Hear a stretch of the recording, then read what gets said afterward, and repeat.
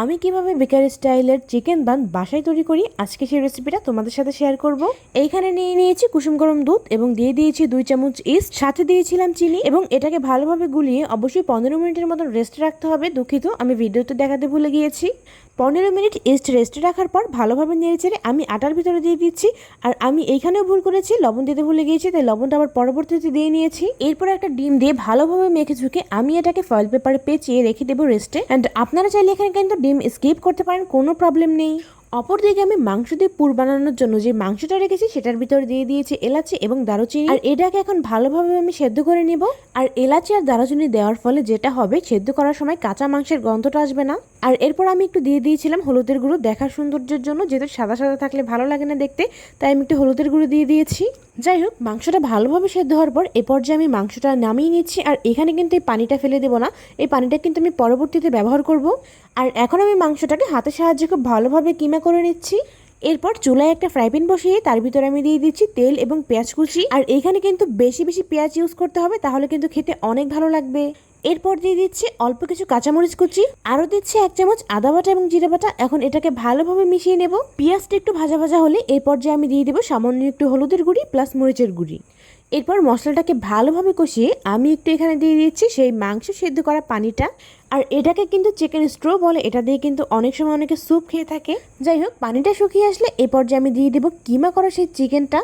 মাংসটাকে আমি দিয়ে ভালোভাবে নেড়েচেড়ে একটু ভাজা ভাজা করে নেব। আর আমার হাতে বেশি একটা সময় ছিল না, যার কারণে আমি আটার খামিরটাকে বেশিক্ষণ রেস্টে রাখতে পারিনি।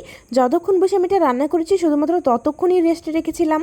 এই পর্যায়ে আমি একটু সামান্য লবণ এবং স্বাদ লবণ দিয়েছি এবং দিয়েছিলাম 1 চামচ চিনি। আর এইখানে আমি এখন ইউজ করছি 2টা টমেটো সস। আমার কাছে আসলে প্যাকেটের সস ছিল না, আর এখানে চাইলে কিন্তু আপনারা একটু সয়া সস ইউজ করতে পারেন। যাই হোক, এখন এটাকে ভালোভাবে নেড়েচেড়ে আমি দিয়ে দেবো এখানে মাংস সেদ্ধ করা সেই পানিটা। যখন পানিটা একটু শুকিয়ে শুকিয়ে আসবে এই পর্যায়ে আমি দিয়ে দেবো এখানে কিছু কাঁচা পেঁয়াজ। আর এটা কিন্তু অবশ্যই করতে হবে, মাংসটা উঠানোর আগে আগে কিন্তু কাঁচা পেঁয়াজটাকে দিতে হবে, যাতে পেঁয়াজটা সিদ্ধ হয়ে যায়। মাংসটার পানি শুকিয়ে এসেছে, তাই আমি চুলাটা বন্ধ করে দেব। অন্যদিকে আমি যেই পাত্রে বানগুলো বানাবো সেটাকে ভালোভাবে ব্রাশ করে নিচ্ছি। আর অবশ্যই কিন্তু এখানে তেল ব্রাশ করে নিতে হবে, তা না হলে কিন্তু বানগুলো লেগে লেগে পড়বে। আর এখন আমি আটার খামিরটাকে ভালোভাবে আবার মেখে নেব। আরও ভালো হতো যদি আমি আরও 1 ঘন্টা এটাকে রেস্টে রাখার সুযোগ পেতাম, বাট পাইনি, সো খুব তাড়াতাড়ি আমি এটা বানিয়ে ফেলেছি। আর এখন আমি আমার পছন্দ অনুযায়ী বানগুলো বানাবো। আপনারা চাইলে বড়ও বানাতে পারেন এবং ছোটও বানাতে পারেন। আমি এখানে আটাটাকে হাতের তালুতে ভালোভাবে ছড়িয়ে এরপর সেই কিমাটা দিয়ে মুখটা লাগিয়ে দিয়েছি। আর এটা কিন্তু খুব সহজ একটা কাজ, এটা করতে কিন্তু কোথাও একটুকু কষ্ট হয় না, খুব সুন্দরভাবে আটার মুখটাকে লাগানো যায়।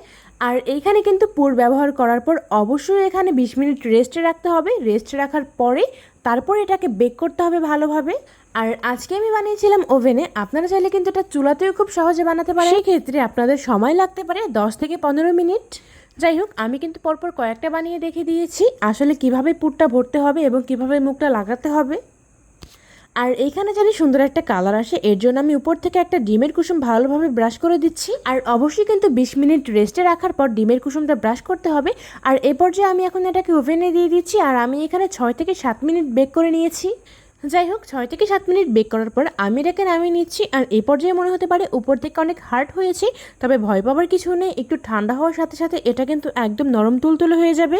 আর বেক করার পর উপর থেকে যেহেতু একটু ড্রাই হয়ে গিয়েছে, এর কারণে আমি এখানে একটু ঘি ব্রাশ করে দিয়েছি। আপনারা চাইলে কিন্তু এখানে বাটার ব্রাশ করে দিতে পারেন। সব শেষে উপরে একটু টমেটো সস ব্রাশ করে দিয়ে আমি এটাকে পরিবেশন করেছি। আর এই যে তোমরা দেখেই বুঝতে পারছো এটা কত সুন্দর নরম হয়েছে। আর এটা বানানোর পর এটার টেস্ট এবং ঘ্রাণ একদম সেম টু সেম বেকারির মতন হয়েছে। আর আমার এক্সপেকটেশন অনুযায়ী এটা অনেক বেশি বেটার হয়েছে। যাই হোক, আজকে ভিডিওটা এই পর্যন্তই। সবার কেমন লেগেছে ভিডিওটা কমেন্ট করে জানাবে। টাটা, বাই বাই, আল্লাহ হাফেজ। আমার পেজটাকে লাইক এবং ফলো করবে। ধন্যবাদ।